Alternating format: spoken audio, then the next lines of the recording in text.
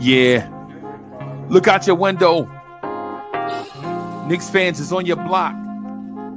Y'all know the Knicks run the city. Pull them shades back.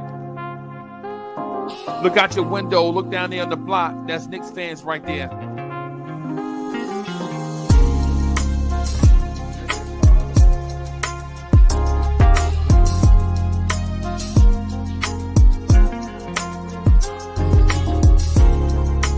It's about that time.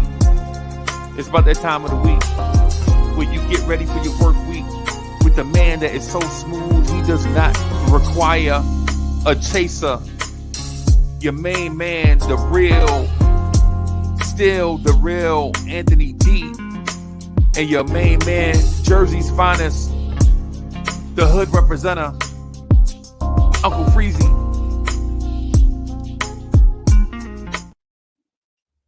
Yeah, y'all. 1212 in the place to be. It's your main man, the number one chief rock in Knicks universe, Uncle Freezie. Welcome to Old School Knicks. Our guy, still the real AD, is on the way. He'll be here in a few moments. Man, that intro was fire, AD. AD probably somewhere listening right now. That joint, that intro is fire. I ain't even gonna lie to you. All I'm gonna say is, ladies and gentlemen, put your drink down and put your hands together for the man that is so smooth he does not require a chaser. Still, the real AD is in the building. What's good, boss? Hey, good morning. What's going on? Ain't nothing. There's a war going on outside. Oh, okay, Mr. Sharp, I see you. Okay, I see you. Clearly, you have plans for the day. Clearly. What's good, man? Nothing much. What's going on? Yo, we got to stop it, bro. Cats is talking about bringing Melo back. Who's saying that? Yo, this is like in the last 3 or 4 weeks, man, about 5 people done told me that, bro. Bringing Melo to do what? You tell me. Bringing Melo back to do what? What is he? What is he doing? Sizing up his future Hall of Fame jersey? I don't know, bro. Clearly, however, people have faith in this man that if LeBron is still playing, Melo should still be playing. They didn't see Melo's retirement video. Come on, bro. That he was passing on the legacy, the torch to the baby, yeah. The baby and the future, and he's done. He did it his way, like Sinatra and all that. Yeah, man, yeah, bro. You know, I abide by a anti-snitching policy, right? So I can't tell you who said bring Melo back, right? But my thing is this. For what? What is bringing Melo back gonna do for us? I don't. You may as well bring Bernard King back. Bring back Bernard King. I don't understand the conversation, the thought process around it. You know, sometimes barbershop conversations can take up a mind of its own. Yeah. I didn't even say salute to the chat. Salute to the chat. Salute to Nick Nation. Sometimes we are prisoners of the moment. You know, bring Melo back to do what? Let me ask you a question before we really get into this Knicks stuff. Because I need your opinion, and I value it. Right? So I was with the old heads yesterday, and when I say the old heads, I'm talking about 80. Yo, cats calling me an old head because I'm in my 50s. I don't consider myself an old head, right? I feel pretty young. You know what I'm saying? But I was with the old heads, the dudes, and 75, 77, 80. They are gonna tell me, AD, with a straight face, bro, that the Shy Lights and Stylistics were better than the Temptations. And when they said that, I was like, now, mind you, we on the church ground, right? When this happened, when this occurs, we're on the church ground. I said, if you don't get your old motherfucking ass, this is you just talking this shit just to be talking. You just want to be heard, right? I hate the shy lights and the damn stylistics. And then his brother come up, younger brother come up. And when I say younger, I don't mean young. I mean just younger than him. Right. Man, but the Delphonics, oh man, you ain't heard the Delphonics there, young fella? Man, if we in the internet age, everybody done heard the Delphonics, man. You know what I'm saying? It's not like back in the day where you had to go scrounge through somebody's records or whatever it is. Now, every music from every genre is available to everybody. You know what I'm saying? My man is like, yo, but the Delphonics, man, when that man starts singing to that girl, talking about he got a dime for some time, he hitting them, ooh. Oh man, I know you sing on the choir, old man. I know you be sitting your old ass up on the choir loft, right? Be singing, right? But no, we not talking about no Delphonic shy lights and Temptations in those same sentence. You crazy. Pretending to read the hymns while you're looking at the good sisters to the left. Yeah. trying to get over that hangover from last night. You know what I'm saying? Trying to get Oh my God. No. Yeah. No. Over there looking at my grandma. What's wrong with you? Mm-hmm. You know what I'm saying? Steady making the good pastries for every Sunday. Yeah. What world do we live in when people are putting the Delphonics in the same breath as the Temptations? Have we lost it? Well, the Delphonics had a lot of great, they had a lot of great music as Oh well. God. You know what I mean? The Delphonics, those groups, the Delphonics is really that late 60s into the 70s. And, that's really their time period. They still made they made music in the 80s, but they were out of the element, bro. Them dudes had classic. You remember Classy Carols? Remember the Classy Carols? Same thing for the Temptations. Those groups, once the 80s hit, they went on hard times pretty much. Right. Outside they never had a Treat Her Like a Lady though. Yeah, outside they never had a Silent Night like the Temptations. Like the Temptations, but they had their moments. You know what I mean? They had their early 70s, the Blue Magic era. Yeah, because the Blue Magic era is pretty much the Makeout era. Yeah. And the Makeout era, which is you have to have a car to make out. You have to, you got to have some good music. Yeah, and you have to have some good music. You have to have a good spot and something soft and. And for those that don't know, the Makeout era is probably from about 1958 till about the time where disco just took over, like 74-ish. You know what I'm saying? No, it's longer than that, because remember of course, because the Makeout era goes all the way into Son of Sam. Okay. All right. That's how all of those unfortunate killings happened. Those people were in the summertime. They were out and about. In cars, making out, doing what young people do and so forth. And that madman, comes on the rise. So the Makeout era really does last until like the 80s and so forth. Like maybe like the early 80s.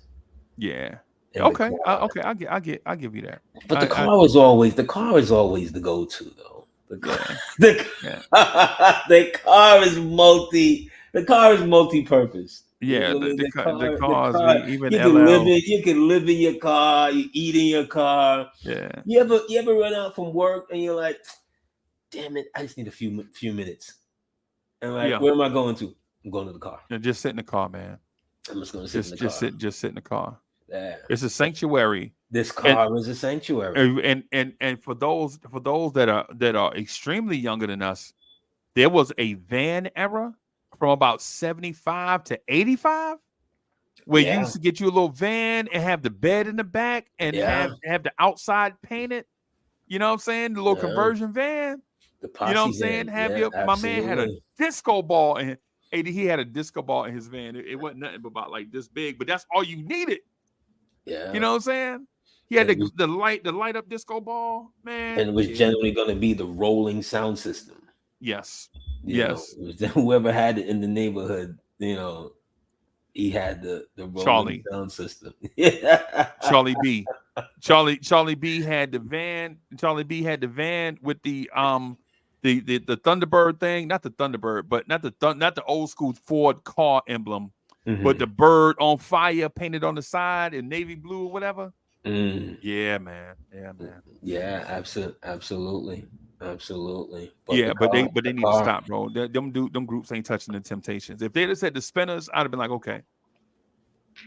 You know what I'm saying? But them groups ain't touching the Well, the Temptations. Spinners got more hits even than the Temps. Way Yeah, more. I know. I know.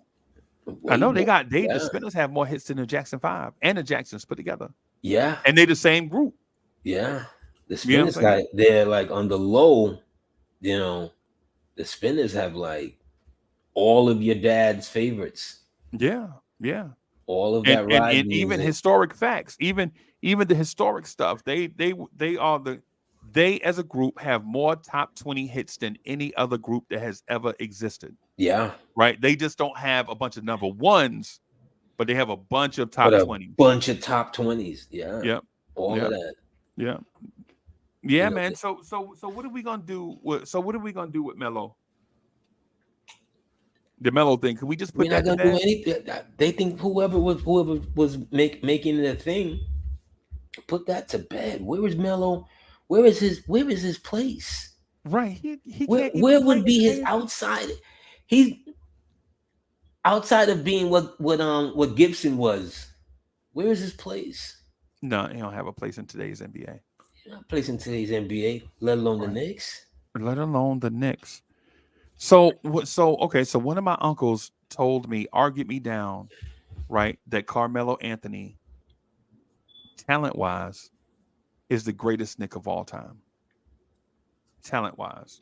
It's like, yo, there's no Knick that ever put on the blue and orange. You know, the old school fan, they don't say orange and blue, they say blue and orange. They don't Mm. they put on the blue and orange, nobody better than Melo. And I was like, Bernard King, are you crazy? He's like, no, not even Bernard King. Melo could do it from 3 different levels against any defender at any given time. And so I find myself defending Julius Randle and Bernard King. And he's like, no, no, not no. Randle definitely not in the conversation. He got to do it longer. But Bernard King, he like, yeah, Bernard King was that guy, but Bernard King was not a 3-point shooter. Bernard King wasn't an outside shot. Bernard King is probably he might be better at the mid range than Melo. I was like, no, but was Bernard King better in the mid range game than Carmelo? Let me ask you that. Yeah, I think so. but not by a great Not by no. deal. He Yeah. just knew where he took less time to get to his shot. Right. Right. You see, Melo's not turnaround fade. Right. He can, but he's not turnaround. He's not catch turnaround fade. Right. Bernard Right. could do that. But Bernard knew how to play with a point guard, though. Bernard knew how to play with a point guard. Melo didn't. Well, Melo's best years were with a point guard. Right. Right. Was when he had a dominant point guard. His best years were with a point guard. Chauncey, Oliver Miller, the I one know. Not season with Oliver the Miller one was 400 pounds. the one not Oliver Miller. I mean Andre Miller. Andre Miller. Excuse me. Yeah. The one season with Ray Felt / J Kidd. Right. You know, he was all his best seasons were with a point guard. That's just fact. Right. But you know, back to the Bernard part and the technical side, like Melo needs to bounce a bit more than Bernard did in those. He's getting rhythm. He's more of a rhythm scorer. He's more of a getting the rhythm like that with the bounce. Bernard was more wing, traditional wing and on the break and in the half court. Bernard knew how to get open. Well, it didn't matter if he wasn't open. You see what I'm saying? Like if you take the Boston series, the 84 series, they got like 2-3 guys in like an illegal zone draped on him, and all he had to do was to catch left hand. You know, if he's on that right side, catch left hand, and once he catches left hand, spin, fade. He could do that. He could do that post spin on both sides of the floor too. By the way, both sides of the court all day without the dribble. Right. See what I'm saying? So you got like two. If you and a lot of his pictures, there's like two guys always like in the picture because he's always like fading away. Right. When it came to Or that, or for smaller defenders, he just jumped over the top of them and scored. and he Right. was and he was and he was more athletic than people remember. Yep. And more 'Cause he- energetic than people remember. yeah, because he's 6'7". He's legit 6'7". Right. You know, Right. he's legit 6'7", About coming out about of they had him listed at one time like 205. Bernard King looked like he was about I get about yeah. somewhere 205, 210. He So wasn't a yeah, huge dude. no, but he was Yeah. Top yeah, heavy, yeah, he was light on his feet, top heavy, like strong. very light on his feet, Yeah. very Yeah. nimble, Yeah. So very but my very thing about the nimble. point guard thing with Bernard King though is Carmelo's best years was with an elite point guard, right?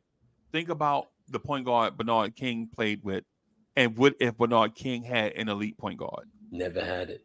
What if Bernard King played with Dennis Johnson, right? What if Bernard King played with Magic? He's in at least a finals. That man is to me, and I'm not saying Larry Bird is not a great player. Larry Bird's a great player, right? But Larry Bird played with Dennis Johnson for all those years, bro. When you talking about an elite guard during that era, I forget the Seattle had downtown Freddie Brown and Gus. Was it Gus Williams? You see, Freezie. Here's the thing, Freezie, with that, and you've touched on that point before in other areas, and I don't think you can delegitimize another person's greatness because he plays with other great players. No, yeah, right. I agree with you. You know what I mean? It's like Right. the whole conversation. Well, and I heard on Gilbert Arenas' podcast. Oh, Magic came out. He got Kareem Worthy. And but here's the thing: when Magic comes out, the Lakers are stale. Right. They're a second round team. They like the Knicks are right now. They're stale. Kareem was. I don't know if I want to play anymore. Right. I mean, they have great all-time players still on the team. Jamal Wilkes. But they were stale. Right.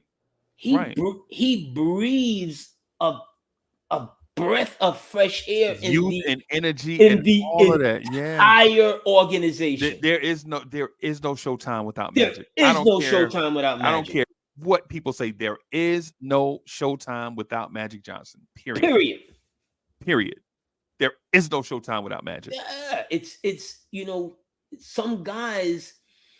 Yeah, you good. Of course you're good. You made it to the NBA. Right. Duh. But it doesn't mean that me coming in, I didn't add something to what you already have to make you even better. And that's the separation between great players. Right. Yeah, Parrish is a good player. Yeah, McHale is a good player. Yeah. DJ's a good player too. Right. It's Bird who takes the mantle, who takes the leadership. Remember after that game in LA when he said they played soft. Right. And he put it out there. And next thing you know, McHale is knocking Rambis out the air. Yeah. McHale wasn't even that type of dude. Right. But the leader said, this is the mandate. We're going to stop playing soft, and this is what we're going to do from here on in. Follow me. But what I'm telling you, though, AD, is if Magic breathed the same energy into the Lakers, Bird did the same thing with the Celtics. Right? Absolutely. That's what I see. These are the type things I'm saying. What I'm saying is what's good for the goose is what's good for the gander, in a sense. That's what I'm saying. I'm not saying that Bird would not have been as good without that supporting cast. Because I feel like you could have put any great players around Larry Bird, and he still would have went to the finals 6 or 7 times. He still would have been the alpha. Yeah, right. That's my. See, these are the points that I'm getting at. I'm not saying that Bird would not have been great, because in my mind, Larry Bird in his prime is a top 3 NBA player of all time. Period. Right? We've seen it with our own eyes, bro. We've seen it with our own eyes, like these miracle shots and things. This thing, He'd give you nightmares. yes, He'd yes. he'd The give you Pistons said nightmares. the best way to stop Larry Bird from scoring is to not let him get the ball. Period. Because once he got it, you can't stop it. Right? That's what the Pistons defense was. Right? And he's Don't talking to you, while he's doing it. I'm gonna go over there right, in that corner. right, The point guard is gonna fake. He's gonna give it to me. I'm gonna jab step, and right. I'm gonna hit this in your face. Yep. Yep. You know how many ball players I've seen on YouTube say the same damn story that Larry Bird tells them, I'm gonna go over there and this is what I'm gonna do to you. And Right. the play evolves just like that. And because of the respect for the player and respect for the game, they have no problem in stating that this is what this man was doing to them Right. whenever he wanted to. Bro, how many times have you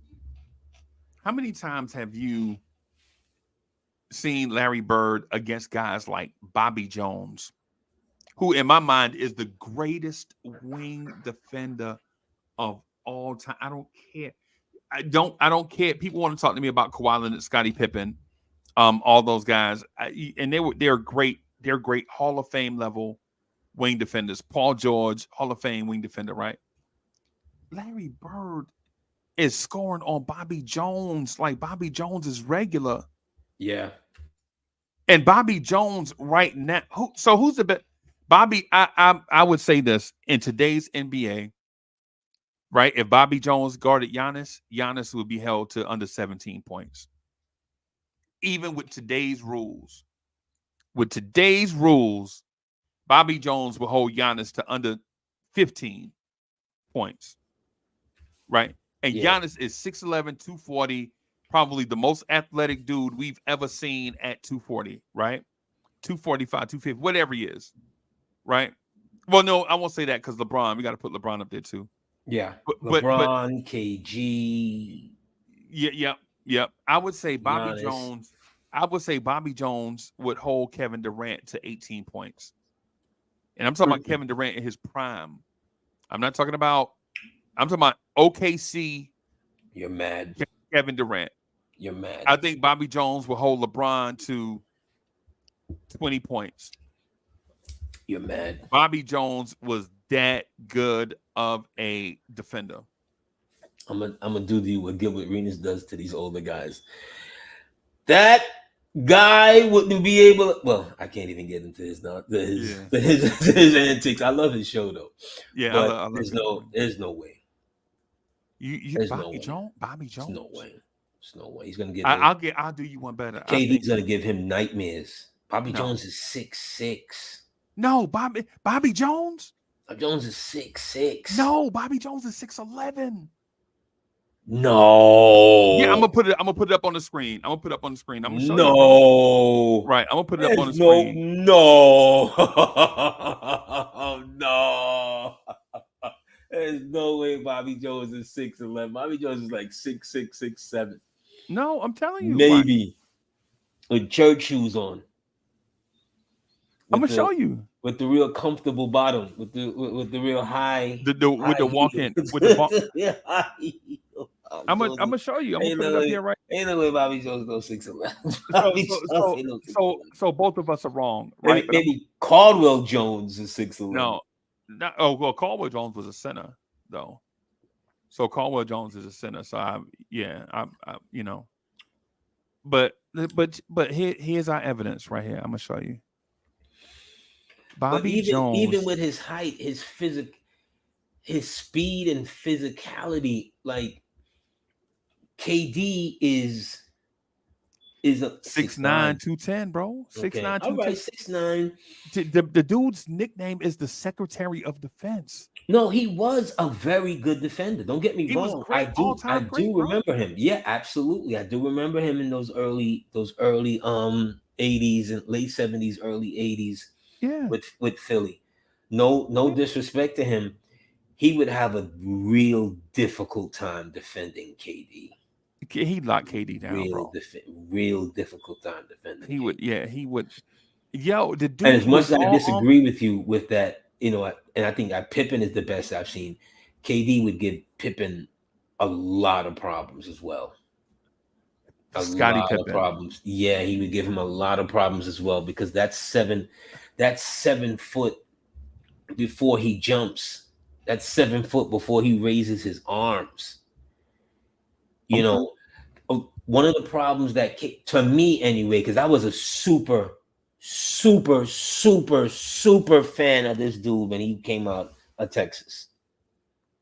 That man, I thought he was as great as his career has been. I thought it would have been another level. Right. Right. I thought KD's career would have been. I remember I was comparing him to Mike. I was like, look, this it. Right. This the next Mike right here, but just bigger. He has everything. And Bobby Jones will hold him to 14 points. I have no way.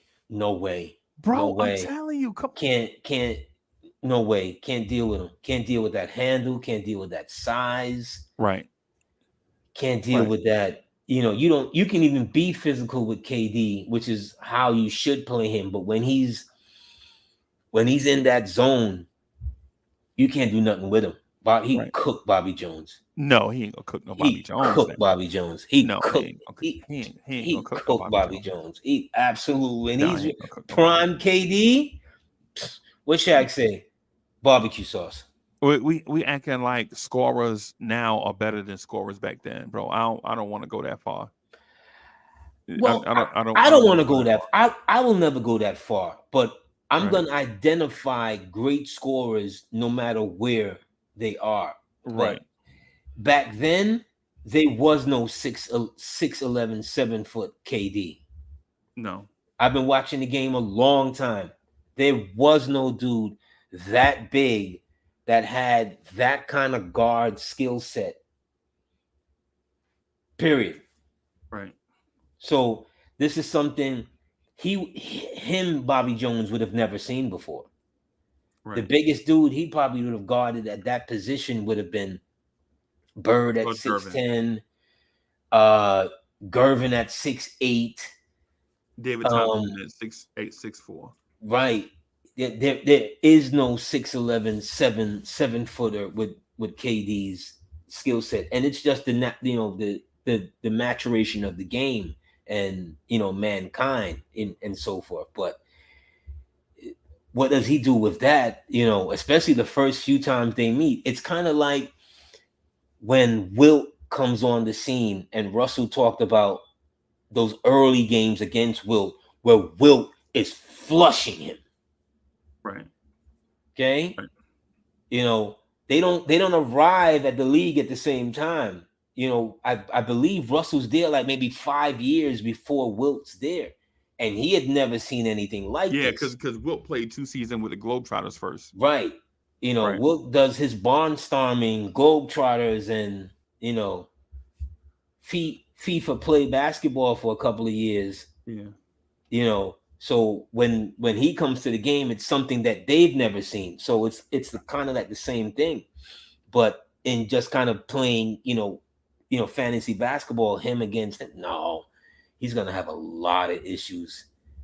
He's gonna have a lot of issues. I'm not saying he wouldn't, put forth a good effort, but I don't think he's even in the gym against KD. No, he a lot KG down. KD, Kevin Durant. I'm sorry, Kevin Durant. Yeah. Some of that stuff. The thing is when it comes to this stuff, I don't want to say men now are better than men in the past, even though men now have are exposed to greater stuff like nutrition and travel and sleep and workout and sports medicine and all of that stuff. What I'm saying is that Bobby Jones had access to all that stuff that Kevin Durant had access to in today's game, Bobby Jones is holding that man to 13 points. Okay, you're saying if the playing field is equal, even if the playing field is equal, right? Even if the playing field is equal, Freezie, a great defender really and truly, you only know him for great moments. Right. You know, not the whole game. Iguodala wins MVP. LeBron averages 30, 10, and 10. In 30, 10, and 10. And not to mention Steph Curry's numbers. Steph Curry's numbers were crazy. But And he went. Iguodala But had the strip against Damian. Remember the strip that's against it. Damian Lillard? That's it. It's That the. that It was sealed it. only couple. It was only the moments Right. in the pivotal moments, but they regarded him as the MVP and being a great defender. But the person He who shouldn't have been who he was guarding, who was went key 30, 10, and responsible, 10. 30, 10, and 10. Yeah, that was one of the biggest Make sense tragedies. of it. Yeah, you can't. You can't. It's one of the biggest travesties in sports. That's the thing about it. Some people get so caught up in the moment that they don't look at the big in the big picture. LeBron James should have been the MVP of that series, even if he lost, right? Because he did everything that he can do. Because think about this: without LeBron James, that team gets swept, and it's not even close. But that's the But one LeBron thing James is the most valuable player in that series. But that's the one thing in sports I never agree with, giving the losing team the MVP. You lost. Right. You did all you could do in a losing effort. What if okay, so let me get extreme then. So what if LeBron did 50, 20, and 20 and they still lost? You lost. You lost, right? You did all you can do in a Right. losing effort. You have to reward the team that won. Right. The star player on but they get don't they get rewarded? That won. Don't they get rewarded? They get rewarded with a championship. Doesn't mean that they had the best player or the most valuable player. They had the better team. But I'm talking about to be consistent, Freezie. Right. You see what I'm saying? That's like, you give the runner-up of the Miss America, Miss America B because she had a better swimsuit, competition than the other one. But that's an individual thing, though. That's an individual thing. What I'm saying is the MVP trophy is an individual award. Right. And for that reason, you should give it out to the best player. Right? Just because a better team won doesn't mean they also get the MVP. Like the year Tim Duncan won the NBA Finals MVP and the championship, and we all know LeBron was the best player. Come on, bro. Tim Duncan, you up there and you averaged 19, 13 rebounds and like 3 blocks, and LeBron is out here 28, 8 and 8. But you lost in a 7-game series? But a high tide does what? Raise all boats, right? Raise all boats. Or what if LeBron James was in the case of the Spurs and the Heat, both rosters were equal. I think you could have even gave that MVP to Ginobili if you felt like it, because Ginobili came in off the. I watched a video the other day where the Heat outscored the Spurs every time Ginobili wasn't on the floor. Every time Ginobili came in the game, he brought the lead back and gave them the lead, and then went to the bench. And then at the end of the game, Ginobili finished with the starting unit. There's a player that we have yet to touch on these old school vibes. Especially that Spurs team and Ginobili and Parker. Just in particular Ginobili. Right. Great. One of the unsung great basketball players in the history of the game. Forget the last, whatever, just the history of the game. Is Jalen Brunson out Tony Parker? Yes. And I take pride with comparing Jalen to the great Tony Parker. Tony Parker, right. Let me say that again. The great Tony Parker. Right. Okay? Right. That man could absolutely. He never in the conversation as one of the best point guards. You never heard his name in that. Even today, you never hear his name in the conversation. One of the great point guards, because you got that much talent around you. You get lost amongst the trees. That's the way it's supposed to be. A balanced floor. Okay, great. But some people like individual accolades. Right. You know what I mean? At one point in time, he's married to one of the, the hottest celebrity women out there. You know what I'm Desperate saying? Housewives. You know what I'm saying? He's reaping certain personal rewards and so forth from winning these championships. But his play, I feel, was never truly respected, to that level of, yeah, he's not the gaudy numbers and whatever, but on a Tuesday night, somewhere against your favorite point guard, Tony Parker gonna give him the business. The business. The business. And you can't stop it. And you can't stop it. You cannot. He just got incrementally better every year into his prime. Until he finals MVP against LeBron and them. Just got better and better and better. And running that pick and roll, getting in the lane, it looked like you could stop him. Right. It looked like you wouldn't be able to do nothing with it. But the way how he would create his angles and so forth to get into that lane, to hit that short tear, shot and so forth. No, he was, I was a Spurs fan. I can't even lie. As far as I respected the Spurs, their championship runs, and those colossal battles with the Lakers. Because they were the only thing that was going to be formidable to stop the Lakers during that time. And the way how they built their team, I'm talking about the after Robinson, Tim Duncan is now the main centerpiece, and Sean Elliott is no longer there. A.B. Johnson is no longer there. Now Tony Parker is like the main piece. When they drafted, Danny Ferry is no longer there. You talking about Danny Ferry's no longer there. Remember, they also had the number 2 pick. God, I forget his name. He was a guard. Oh my God! I think the Grizzlies had drafted him, and he somehow got to the Spurs.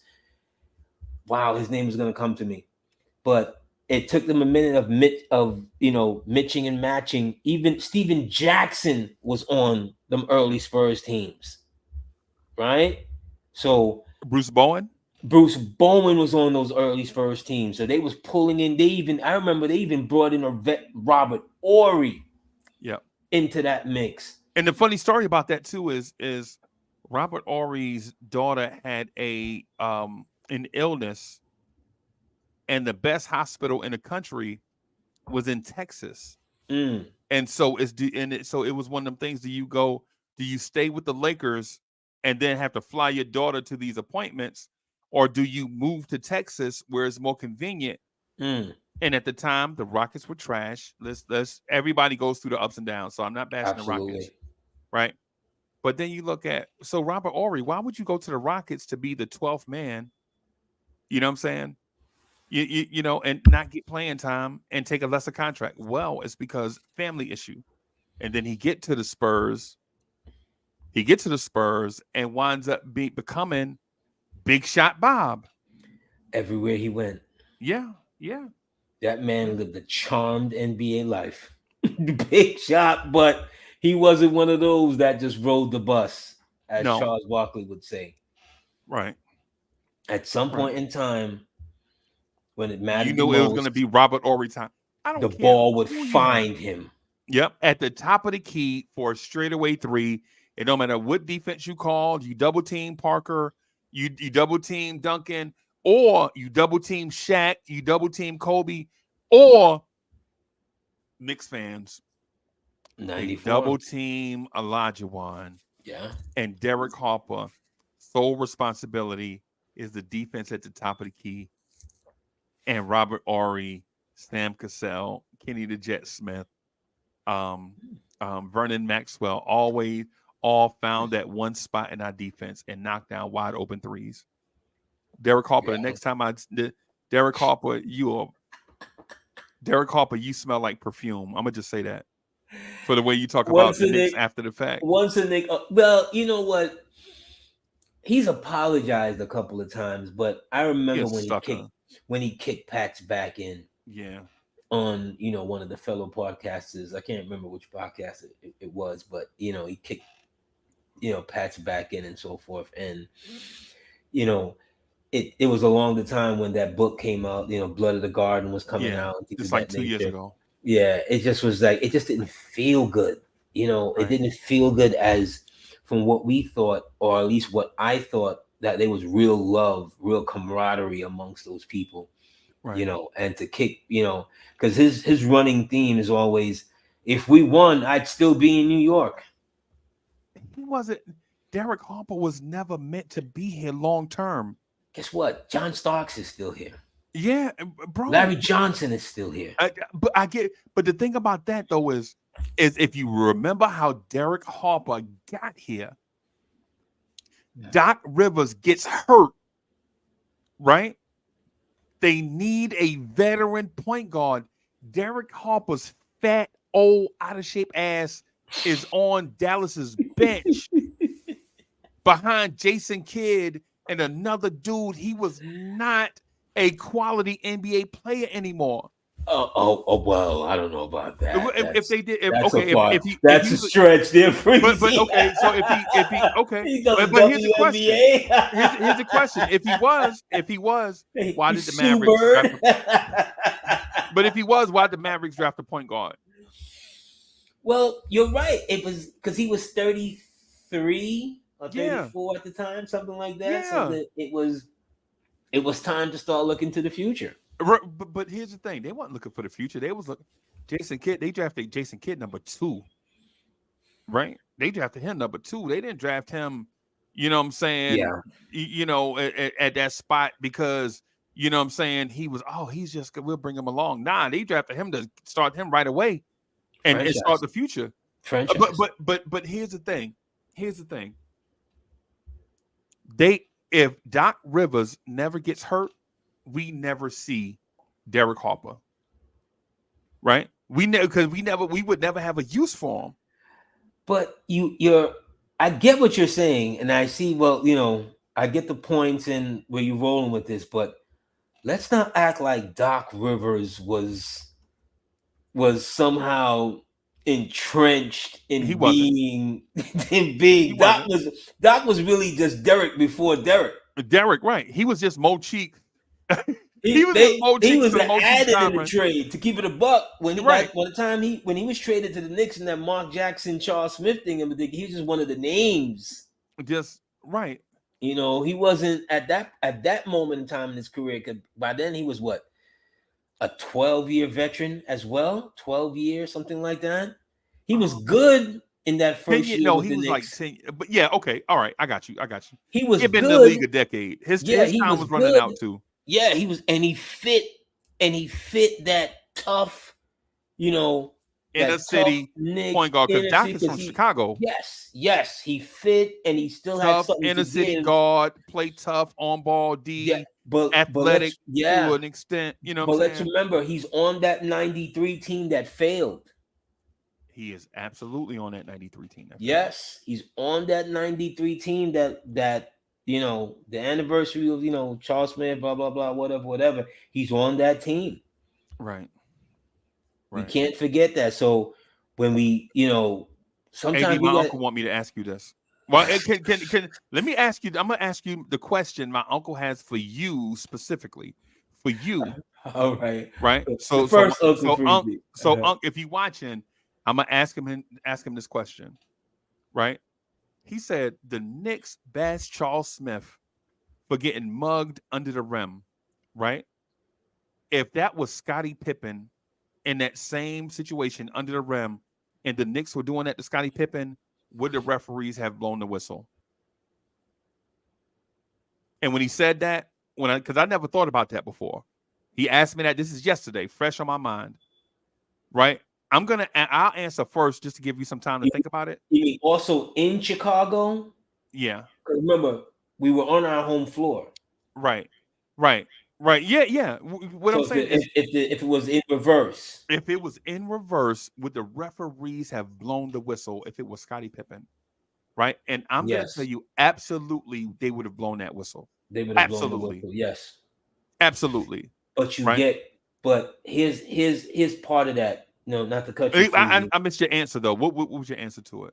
I said yes. They would have blown the whistle. Okay, Yeah, all right, but here's all right. part of that. Here's part of the to that scenario, Freezie, is that you get what you earn in this life and in moments. Right. You understand what I'm saying? Yeah, up until that moment in time, Charles Smith he's an okay player. He's a nice to okay player. Never fulfilled the role that the Knicks envisioned him to fulfill, not just because of his own doing, but because of them trying to, ram Pigeonhole him. Yep. a square peg into a round hole and so Right. forth. But it's at the end of the game. Right. And the first two opportunities he had underneath there, he could have scored. Man, they raked that man elbow. AD, come on, bro. Yeah, Come on, 3, 4, and 5. But Freezie, when he trying to go up and they raking his elbow. He can't get the ball off his head. They raking his elbow. I thought the first two opportunities he had, he could have scored. Nah, man, as it goes on 11 under the rim and gonna miss a 1-footer. Nah, come on, bro. Remember, and because that play, it's entrenched in my mind like the current play with Brunson in Miami. Right. Starks passes it to Ewing. Ewing goes barreling into the lane, hands it off to Smith. In that initial right there, right, he fumbles it. He had a chance to score right there. Right. He fumbled it. Yeah. He fumbled it. Yeah. The second one, he goes up and right there, the arm that the watch is not on, your other arm, right? He getting raked on that arm. He getting raked on that arm. He getting raked. He can't go up, bro. He getting raked across the elbows. It's Freezie. It's fair and unfair to him. I can understand the argument from both sides of Knicks fans because remember, for many, many a year, we killed that man. We still kill him. And it's because we don't view things in context. We're emotional fans. We are because we go 6-10. If Pat Ewing takes that shot and make it, history is different. It was, but no, because same thing. The finger roll. 3 years later. AD, you killing me, bro. It's like you taking like it's like you taking the sword that you had on the iron and let the sword become a glowing hot, and you just keep jugging me with it. You know what I'm saying? You're releasing this weird energy. The only difference is that Ewing is a great player. Charles Smith is not. Right, but if the roles were reversed, Scottie Pippen would have gotten that call. And my uncle uses this for proof, right? My uncle uses this for proof. He brings up some play where a shooting guard for the Knicks got a 4-point play at the buzzer. I don't know if people in the chat remember this play, but a random Knicks guard, I think maybe Trent Tucker or somebody, got a random ghost call when the Knicks. It was Trent Tucker. When the Knicks were the heart of the NBA, the little engine that could, and the Bulls were not. Right? And the Knicks get a bailout call at the buzzer from Trent Tucker. It was not a bailout. He was fouled. It was not a bailout. Come on, man. Come on, man. Cut it out. AD, not a bailout. AD, but here's my thing, though. So if that was not a bailout late in the shot clock, right? Then how can you say that the Charles Smith thing, you got to let him play at the end of the clock? You see how the argument gets uneven? It gets because no two human beings is the same thing.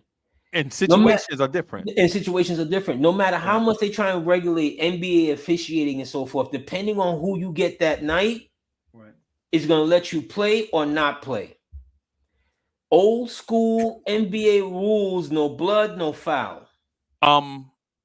Except when it comes to Kareem Abdul-Jabbar and Bill Laimbeer. You remember the bailout call on Kareem Abdul-Jabbar when Laimbeer didn't touch him?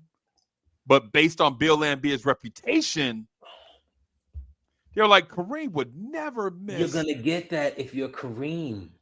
You're one of the greatest ball players. You're Charles Smith. You haven't done anything. But you haven't done. He's going to forever, and hopefully to sum up and let me move on from, we can move from Charles if you want to, right? But we can stay here. Hopefully Charles, and I've seen him in the area over the last 30 years. Right. Yeah. He's been on SNY and other things, whatever. And he's such a nice dude that it's unfair that we treat him seems that like way, a bro. very nice man, But right? him and Sean Elliott, bro, two of the nicest people Yes. I ever met in my Yes. life. Yes. Seems like Right? a very, very nice man. But it's unfair It how we treat is. him. See, he's it not, is, and but AD, he's not Starks, bro. He's not John Starks that come from a shady background, stealing in college, getting kicked off college campuses, and go to 5 different colleges and play in the CBA and work so we his should way treat him differently because he's a gentleman? No. Because he personifies indubitably. Yeah, That's why we should treat him better. Look, Freezie, and I'm trying to be nice here. Okay, I'm trying to be a gentleman. I'm trying to be the Charles Smith in this particular situation. Appreciate you. Okay, but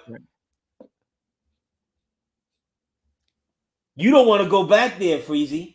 You don't want to go back there because you know how you felt at the time when you heard stop, stop, stop, stop, stop again. You know what? The thing about it is when I heard it, right, in the moment, I thought he was absolutely right.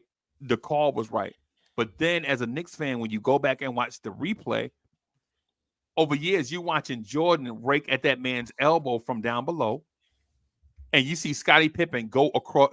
Scottie Pippen went upside that man's head. Right? Right? And Horace Grant at the same time is raking fingernails down on this dude. Because listen, nobody's going to tell me that a 6'10" athlete 2 feet away from the basket can't make a layup. Because if that was the case, he would never have made the NBA. Oh, really? Really? Oh, really? Really? Go fast forward. What did you call your favorite player a couple of years ago on Philly doing against Atlanta in the same distance? In the same distance when he has Trae Young under the basket. Right. He didn't try to shoot. He didn't even look at the basket. He didn't even look at the rim. Right. And he's a better athlete. And he's a better athlete than Charles Smith. He didn't even look at the basket. That man went whoop. Right. Passing instincts. But the thing is with Charles Smith underneath the rim, bro, it was fouled. When you go back and watch it, it's egregious, but at the same time, it is a symptom of the referees swallowing. In my mind, if he was having a good game, Freezie, if he was having a good game, they might have made the call. But look at the players who's involved, Freezie. For a second, take the Knicks fandom out of it for a second. Right. The 3 players who are around attacking him is Jordan, Pippen, Grant. Yep. You could. It's not even an argument to me. They're the 3 best players at their positions, at least defensively. Right. At least offensively, 2 out of 3 of them are the best at their positions. In totality of the game. Right. You're the referee, and you're watching this going on. That's Michael Jordan right there. Right. You understand what I'm saying? That's Charles Smith. He wasn't having a good game. He wasn't having a good series. Right. Up until this point in time, he was a total colossal failure. The trade was not working out. He's a part of what we call, remember, Freezie? It's not the 90s Knicks. It's Ewing and the Knicks. He's a part of that. Right. He has no distinguishing moments in his entire run as a New York Knick, especially in those early playoff moments. Zero, nada. His distinguishing is from what he's infamous for because he didn't get it done at the end. And I hate being mean in this moment, but it's just a fact. Right. Okay. I'm sorry. He's nice guy, gentleman, all of that. I'm sorry. Yeah. If we can hold Starks accountable, we can hold him accountable. If we can hold Derek Harper accountable, we can hold him accountable. There's a lot of guys that didn't get it done over the years, in especially in that run, Freezie. Right. I'm gonna say this though, and I know it's gonna seem like I'm always throwing Charles Oakley under the bus. What you do? He big enough. His big ass can go under a bus. Charles Oakley, a dude that I dislike as a Knicks fan. He is the one dude. He the reason why I don't say that once a Knick, always a Knick thing, right? Because Damn, Charles Oakley is Charles Oakley? us under the bus. You like Cleveland? Say you like Cleveland and get. I almost said get the F on. I almost cuss on a Sunday, bro. that one make me so mad, bro. Charles Oakley make me so mad, and I know he just being himself, right? I know that, right? But in that same game that you just mentioned, in that same, you said Charles Smith didn't have a great game, right? Nobody did outside of Ewing, bro. In that same game. So okay, so let me okay. So that's not totally accurate because I thought that was the Anthony Mason breakout game in my mind. In my mind, that's the Anthony Mason breakout game. Because I think you know what it is. When I say great, I'm probably equating great to total points because I think Ewing had 33 in that game. Let me look it up. I'm gonna look it up real quick. Who's that? Keith Turner. Salute. Okay. So okay. All right. So Pat had 33 points. He did, right? Okay. 2 blocks, 3 assists, 9 rebounds, and was 1 for 1 from 3-point land. How many free throws he missed? Pat missed 6 free throws. He was 8 of 14. They shot, I think, 65% or 67% as a team. They really, and let me flip it. In fairness to Smith, if they had hit their free throws in that game, they run away by like 10 points. We're not even talking. They win by like 10 points. Right. I don't think anybody. They went 20 for 35. They shot 57.1% from okay. 57.1% from the free throw line. Less than 65%. They shot 57% in a game 6. Game 5. That was game 5. Right? Excuse me. In a game 5 closeout game. Right. 57.1%. Yeah, what do we And in this game, by the way, that Charles Smith had a bad game, Anthony Mason showed up. Charles Oakley had 6 points and 4 rebounds. Charles Oakley had 6 points and 4 rebounds. And what, like 30? Well, he used to come on, man. You know that man probably played. He used to play with Oakley's minutes in key moments. So I would say Oakley probably played like 20. 30. He played 29 minutes. He played 29 minutes? Oh, 27 minutes. I'm sorry. Okay, so I'm close. I was going to say 28. Right. But here's the thing, though, AD. Here's the thing. In that game, Charles Smith was in foul trouble throughout. Right. So you saw Mason and Oakley in combinations most of the time. Right. You saw. I mean, a bit. I don't want to. Oh, we're already rehashing it. We're already there. So don't say I don't want to. Don't say you don't want to. And then you go on. I can't help it. I'm looking at Anthony Mason played 41 minutes, was 8 of 11 from the floor, right? 8 rebounds, 2 assists, and a block. Okay, so Mason also has a good game. Oakley played 27 minutes, was 2 for 6, 2 for 4 from the free throw line, 3 offensive rebounds, and I think they all came on the same play. Now, maybe I'm wrong. But I think those offensive rebounds came putting back, grab. Could have been because he was a tough dude under the boards, but that's not four boards. That's not one of his best games. They would have, they remind me of a 5-course meal, but you never get to the 5th course with that part of the 90s Knicks. They would be. They would have the lemon, the water, the this, no sugar. Right. They'd have, That's us though. It's always a missing piece. It's always something missing, and the things that the things that they can control, which was free throws. It's our Achilles heel. It happens to us all the time through the course of history. It happened to us in Game 6 versus Miami, where Obi is at the free throw line with one free throw to tie the game. And I'm not saying that you have to be Rick Barry from the free throw line. Right. But this free throw is important. It's important, Freezie. This is one of the things that gets me so pissed off with this team and the love affair with Mitch Robinson. Right. Okay. He's a liability in the fourth quarter. Yes. Yes. It's there's no way around that. There's no way around that. When I'm talking about the signing the Christian Woods and stuff like that, I'm talking about in strategy. You move away from the hacker Shaq, the hacker Mitch type things because you have somebody who can shoot. Right.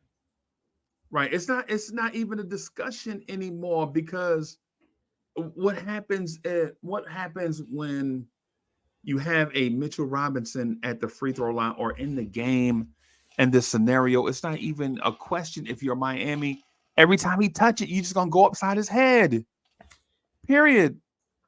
It's not even a question. You don't have to game plan for him. You can always keep what I call the mellow territory. You can always keep that in that middle ground between the offensive player and then the basket. You can always keep a foot in the lane because you don't have to respect him. Right. You don't have to respect him alone unless it's a pick. It's a pick to dive. Right. Right. But here's the thing. In that game against Miami, Mitchell Robinson shot 100% from the free throw line. When he hit one free throw. No, he was 2 for 2. But the Knicks shot 87.5% from the free throw line, right? So that wasn't their Achilles in that game. No, you know what the Achilles heel was? Field goals. Quentin Grimes in 32 minutes took 6 shots. Okay. He was 1 for 6 from the floor. He's 1 for 6. RJ's 1 for 10. But Randall is 4 for 15, I think. RJ is 1 for 10, but RJ Barrett is 9 for 10 from the free throw line. So they fouling RJ, but he making him up at the free throw line. So he has 12 points. Something like that, whatever it is. I guess 12, 11. What my thing is though, is that the guys that we depended on, Obi spit the bit. Grimes, RJ, Obi had 2 of the Randall. biggest threes in that game. Right. Obi was more. That might have been a game. As I'm thinking about it again, I'm trying to move away from that last fourth quarter scenario. Right. That might have been a game to play Obi more because Randall was obviously hurt. Okay. Should have been. And Obi had a bounce to his step that game. And I remember when he hit those 2 threes. I think he finish with 9 points in that game. So, but AD, here's the thing with the Obi thing though. Obi's offense doesn't outweigh team defense. You know what I'm saying? But that was a game, Freezie, where it wasn't defense your problem. It was offense was your problem. No, defense wasn't a problem because Randall was on the floor. When Obi is on the floor, that team, when Randall and RJ were on the floor, because here's the thing with them, even though all 3 had terrible offensive games, when they were on the floor, the Knicks, for the most part, were a positive team. Randall was +3, Grimes was +3, Brunson was +3. Obi was on the floor. When Obi was on the floor, he hit those 2 threes. Obi in 12 minutes was a -7 in 12 minutes. You remember we had the lead. I don't know if I was texting you. I was texting somebody from New York. Might have We had been. an 8-point lead. We had an 8-point lead, and I was texting like, "Yo, when the Knicks win this game, I'm gonna be up to the city for the Right. game 7 at the Garden. It's game 7 at the Garden, yo." I mean, bro, think about it. What could be better than game 7 at the Garden versus Miami? Right? Remember Absolutely. that was the thought. It Randall didn't comes out happen. the game, the Heat go on a run. It's Brunson that comes out the game. Well, oh my God, I'm foggy at the moment. I've watched that so many times, but I get what you're saying. But here's my thing, Freezie. In a game 7, it's all hands on deck. Yep. In a In game my in 7, my philosophy, if we get there, if we get get there, to a game if 7, we yeah. if we get there, for me, I never want to get to a game 7, right? Because I want to put the foot to the metal if I'm up 3-2 in game 6. Right. See what I'm saying? Right. I want to crush you then. So I'm gonna throw my haymaker then, just to not get to a game 7. And Right. if you get to a game 7, guess what? I got something else in the stash. Right. And so the thing is, if we get to a game 7, Randall is just a little bit more healthy. Just a little bit more healthy. And Right. Emmanuel quickly may be back. Because remember, Maybe Emmanuel back. quickly that game. Right. Remember, he twisted his ankle too. Bam Adebayo dove on that man's ankle. Right? Right. You know what I'm saying? It was just a colossal of just, oh my God, players not showing up. Tibbs not having one of his best performances, which we can argue that all day in that Miami series. And you'd be right. You're sitting there and he's not one of his, favorite players or whatever, but the one skill set that Fournier can shoot. Bro, and point blank, period. Here's the thing. People look at the final score, 96-92, and think that, you know what I'm saying, it was a 4-point game. It wasn't. It was 94-92. And Miami Heat knocked down free throws to ice the game. Right?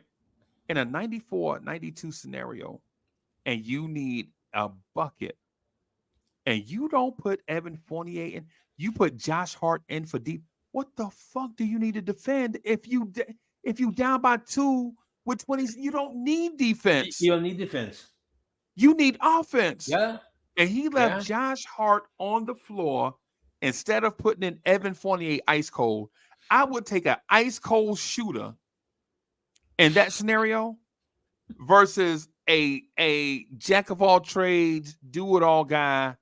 Look, that's like in that scenario, like he asking, we need offense right here. Do you put Charles Smith in the game or Anthony Mason? Well, Anthony Mason is a do it all guy that could score, but Charles Smith is a 6'10" dude that could dribble, pass, and shoot.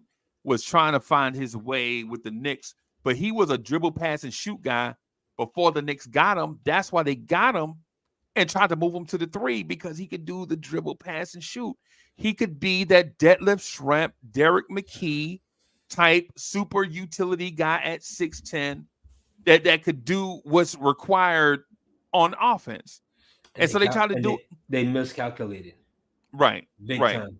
Right. They miscalculated because the power forward position was defense only, defense and rebounding only. So even if you got Charles, and they played station to station, so they're thinking we're not have to worry about getting in a running game because we play station to station. Because we can grind out every possession. We can grind out every possession because they relied more so on the back end, which is their defense.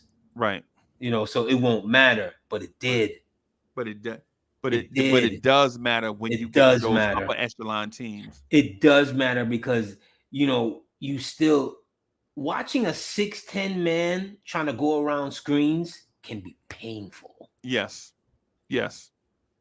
Very painful because you're asking that man not to bump knees.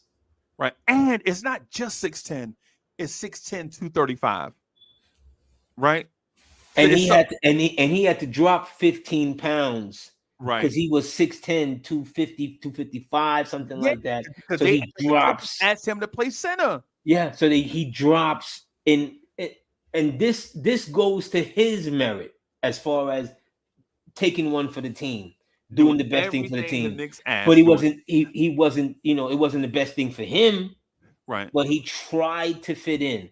That's the right. one thing I'll always give Charles Smith. When it came down to the team and camaraderie and stuff like that, remember, he was one of the first guys who shaved his head. Pause. Yep, yep, yep, yep, Charles Oakley did it first. The only two people who didn't do it was Starks and Ewing. yep. Starks and Ewing. Right, right, right. And to be honest with you, to be honest with you, in this very game too, you can also put the blame on Starks, but not totally, because Starks has to guard every scoring guard on every team, right? So if you play in Portland, Starks has got to guard Hollywood Robinson, Terry Porter, and Clyde Drexler. If he playing Ewing, against Indiana, he got to guard Mark Jackson, Reggie Miller, and Workman, you are not right? going to get me to walk down that road again of '94 in the finals, Freezie. Nah, no, You're I not don't. going to get No, me to do that today. no, I don't. So, No, I don't. I don't. I don't. What I will say though, that is this though, Ad.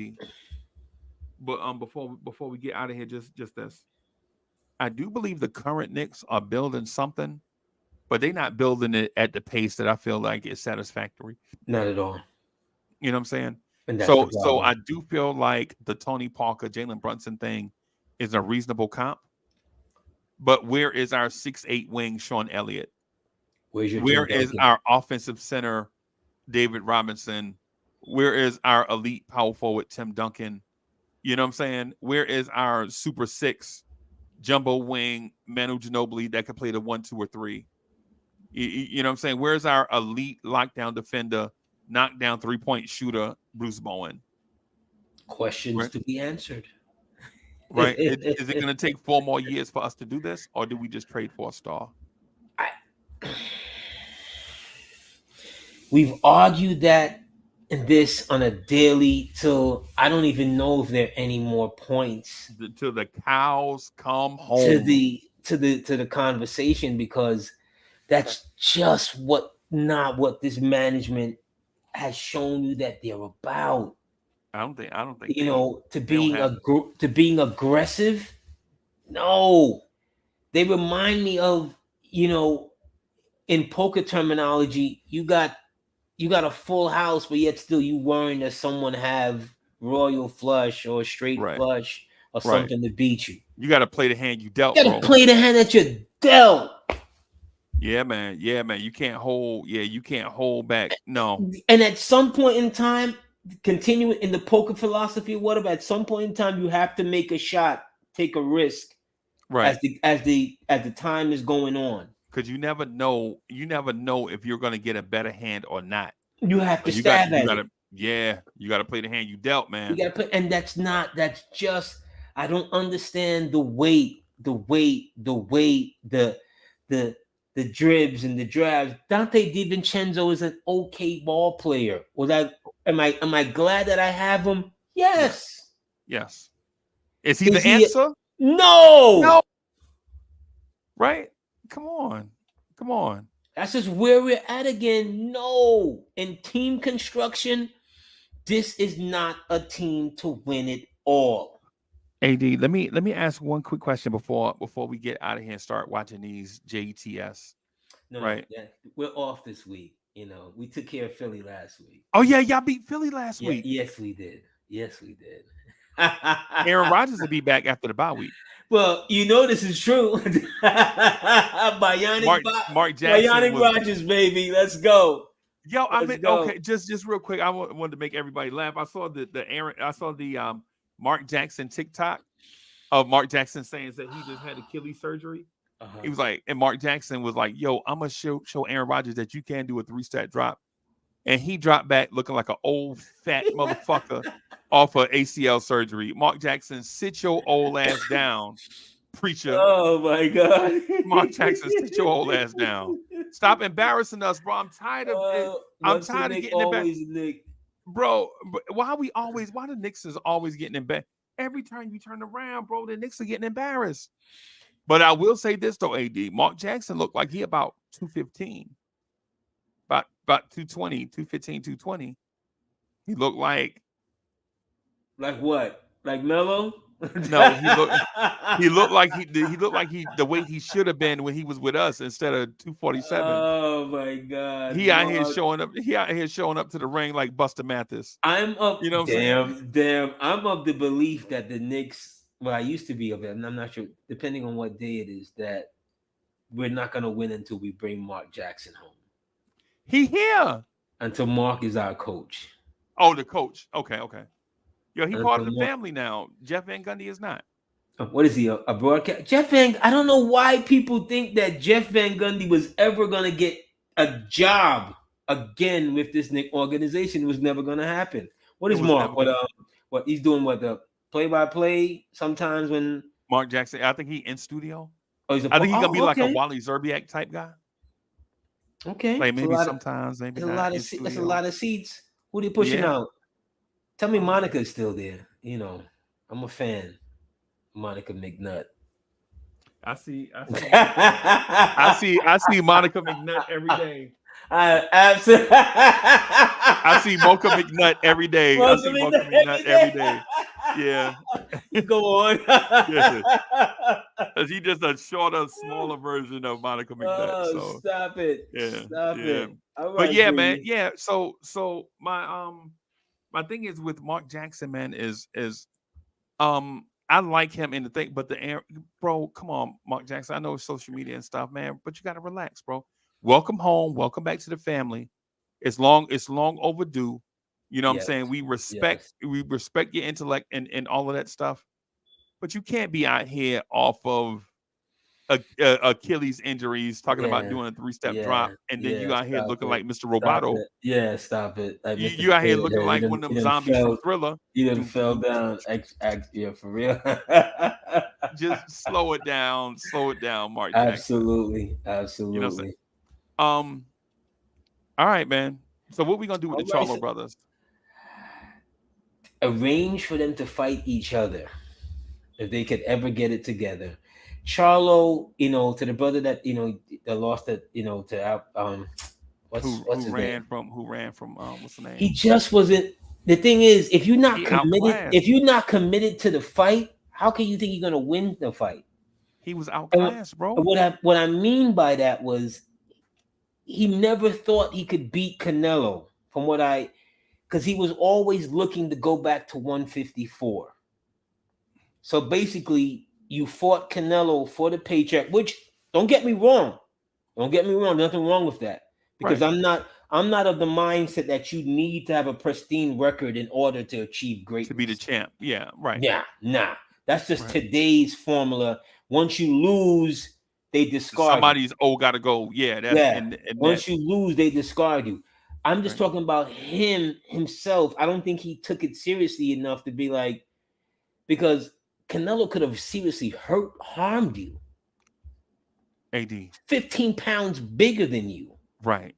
AD, I ain't gonna lie, bro. I think when they get in the ring with Canelo, people realize how quick twitch and how strong he is. It doesn't show on tape how quick twitch and how strong he is. But when you get in the ring and you try to do something and he beats you to the punch, so to speak, it makes you reassess all the game planning you did in training camp. Yeah, because he kept talking about 154 and with Bud, and right now Bud Crawford has to be the hottest dude in boxing right now.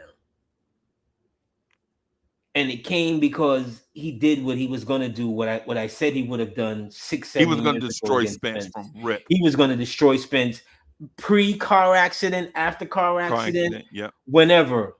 Well, walking out of IHOP one late night, it never going to work out. It was never going to work out for Spence and Bud Crawford. Their styles just did not match. Spence is not as talented as Bud. Let's just put it right there. Spence is nowhere near as talented. He's not in that. He's not in that class. Bud Crawford is in the Tommy Hearns, Sugar Ray conversation. He's in an all-time class. And Spence is in that Gerald McClellan, Julian Jackson category. No. Yeah, those No, dudes were he's nowhere. great, bro. Yeah, they were great in their time. Spence was never nowhere near there.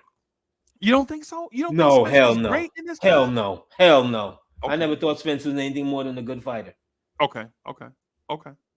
I Okay. never saw anything special in Spence. Bro, At all. At Spence is all. talented, but he's not I'm not saying elite. he's not, and I don't take the craft for granted at no level. At no level at all. Because to me, boxing is the total mano y mano, chest to chest. You're gonna see what's gonna happen. I'm talking about in his style and preparation. He was never that guy to me. I never saw Spence as something more than a good fighter. I look at Spence like Aaron Superman Davis. What? Yeah. No. Put the two of them in. They're both welterweights, both former No. champions. The I got same thing. I got Spence in that Terry Norris category. No, he's not as good as Terry Yeah, Norris. yeah, Oh hell no, yeah. he's not as good Come as on. Terry Norris. Yeah. Hell no, Terry he's not as good Norris as Terry Norris. was super. Terry Norris was, Terry just didn't have a sustainable chin. but that's part of it, bro. But no, You, as a boxer, you built from the that's ground up, totally bro. part of it. But I'm talking about as far as skill, hand to hand, how to hit what? No, he's not Terry Norris. Dynamic power in both hands? In both hands, No, power he's from not every Terry Norris. angle. Power from every angle. Terry Power from Norris. Terry Norris had power from every angle. Terry You was couldn't get just him off balance, bro. Even once he was cooking. If he was yeah, cooking, if you he had a confident, long night. cooking is one thing. I saw him cook and not be effective. But if he confident, like if he feel like he can beat you, you in trouble. And I thought You remember when he knocked Sugar Ray down? he beat Sugar Ray up. No. I'm talking about when he knocked Sugar Ray down. That instant that he knocked Sugar Ray down, Terry Norris's confidence went through the roof. I'm talking about for his career. Okay. You know what I'm saying? Okay. Went through the roof, right? Sugar was his idol. Yeah, Sugar was his idol, and we've talked about that fight on these airways before, and I mentioned at the time I said that he gave Sugar an ass whooping. And Sugar deserved it. He deserved it too. Well, he did beat Sugar. How you gonna come back? How you gonna come back and fight in 19? You fighting in 1990? You're right, Sugar Ray? but that's boxing. But after that show, I went back and I watched that fight, Freezie. Right. And I wanted to apologize to Ray because he gave a better account of himself than I remembered. Okay. You know, he really did. He loses a decision. Norris beats him up. Don't get me wrong. After the fight, Sugar looks like, you know, hell on earth. Like hell on earth, you know. But it wasn't as bad as I remembered. But Norris was his foot. I'm gonna just say this as a matter of fact. I talked to my Uncle Rocky yesterday. My Uncle Rocky, he like 81, 82. Yo, AD, I snuck up on. I grabbed his arm. Hey, oh man! He turned around. Hey, boy!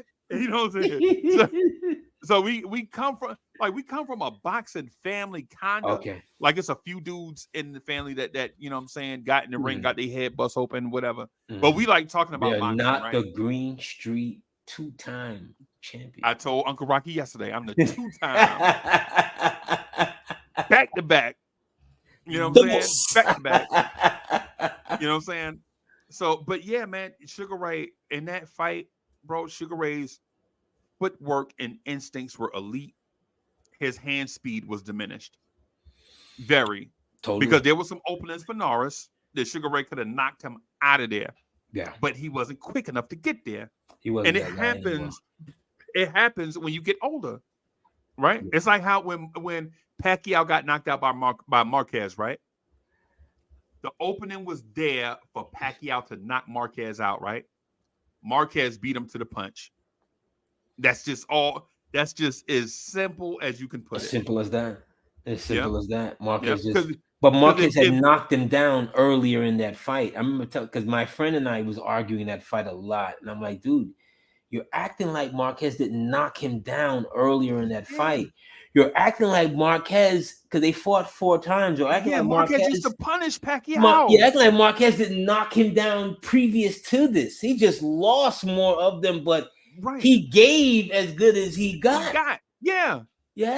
Marquez. And the thing about Marquez is it's the boxing instinct. The thing the thing, like for instance, the simple thing, like if you're an observer and you're a boxer, the few things that observers and boxers don't necessarily share is when you get beat and your focus is not there because you exhausted and you getting beat up, somebody going and you kind of in a fog or whatever, your instinct kick in, Mm. right? Like if you're an observer and never boxed, you're like, yo, why did he throw? What is he doing right here?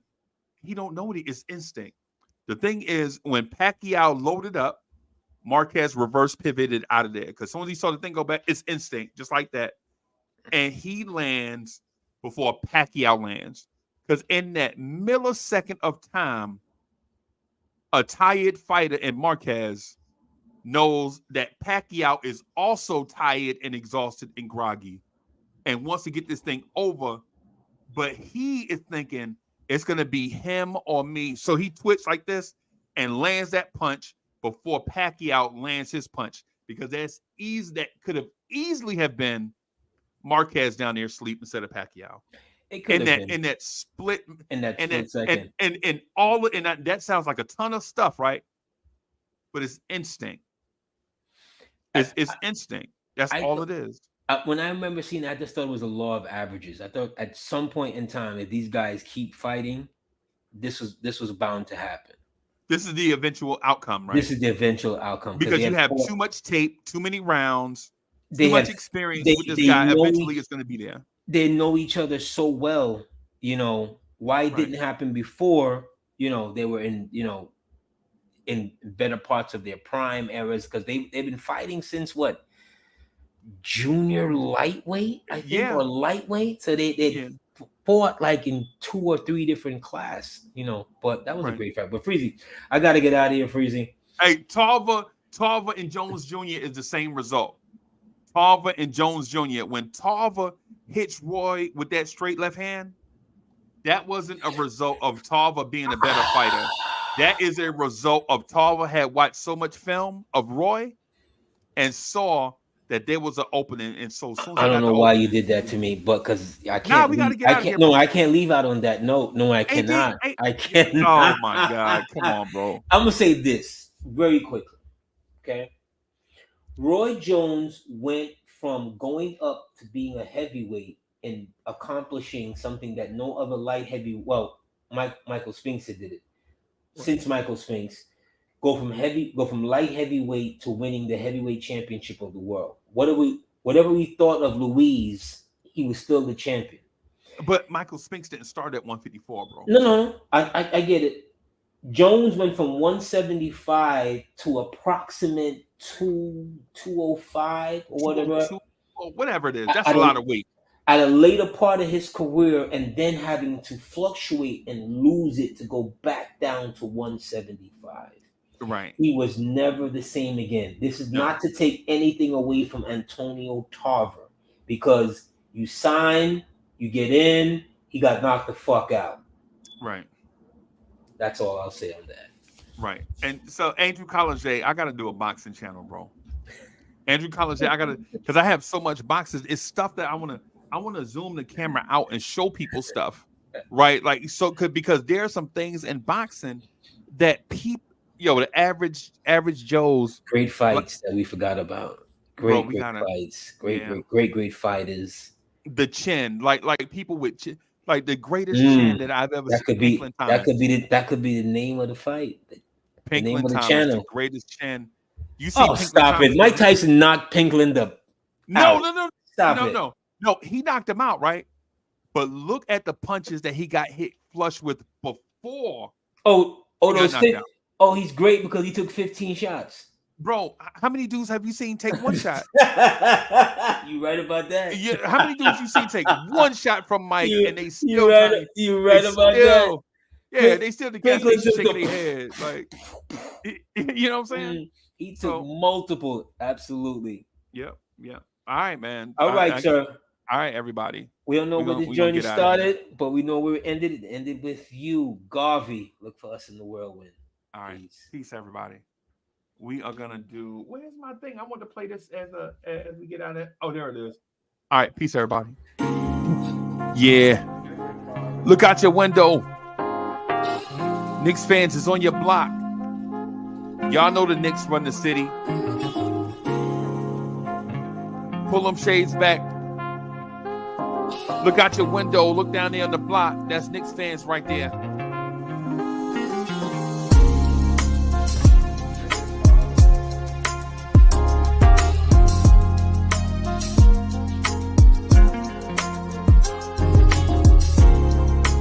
It's about that time. It's about that time of the week where you get ready for your work week with the man that is so smooth. He does not require a chaser. Your main man, the real, still